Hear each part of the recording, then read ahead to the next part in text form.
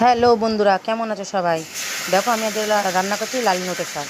তার জন্য পেঁয়াজ লাল করছি, তার মধ্যে দিলাম আদা বাটা, ভালো করে একটুখানি খুন্তি দিয়ে নাড়াচাড়া করে নিলাম।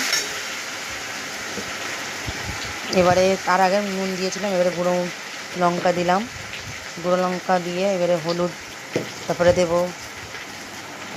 জিরে, এবারে দেব ধনে গুঁড়ো আর স্বাদ মতন চিনি। চিনিটা বেশি দেবেন না, আবার মিষ্টি হয়ে গেলে খেতে ভালো লাগবে না।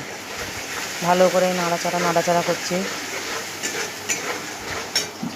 যেন হলুদের গন্ধটা না যেন থাকে।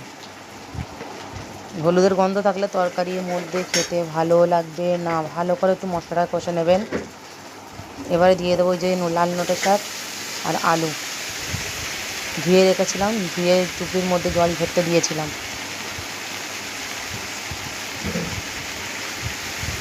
এবার একটু ওপর নিচে করে ভালো করে নাড়াচাড়া করে দেবো। দেখতেই পাচ্ছ আমি নাড়াচাড়া করছি, খুন্তি দিয়ে উপর নিচ করে দিয়ে দিচ্ছি ভালো করে।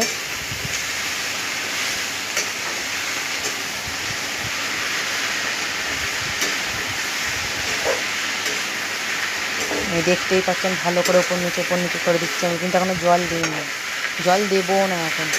জল দিয়ে দিলে শাকের টেস্টটা খারাপ হয়ে যাবে, শাক রান্না ভালো হবে না। সেই জন্য ভালো করে নাড়াচাড়া করে এবারে আমি ঢাকা চাপা দিয়ে দেবো। আর গ্যাসটা মিডিয়ামে রাখবো।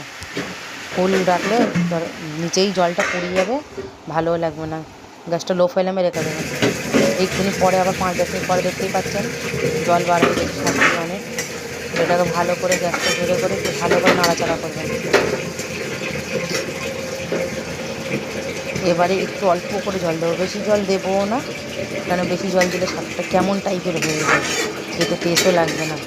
গ্যাস কিন্তু জোরে থাকবে, গ্যাস লো ফ্লেমে থাকবে না, গ্যাসটা ভালোই জোরেই থাকবে। সবাই যে বলে আমি 5 মিনিটে তরকারি রান্না করি, আমি বাবা পারি না। আর এই দেখতে পাচ্ছেন আমার এই রান্না কমপ্লিট, জলটা কমে গেছে, রান্না দেখতে পাচ্ছেন মাখা মাখা। এবারে বলুন ফাইনাল লুকটা কেমন হয়েছে, দেখে বলবেন, কমেন্ট করবেন।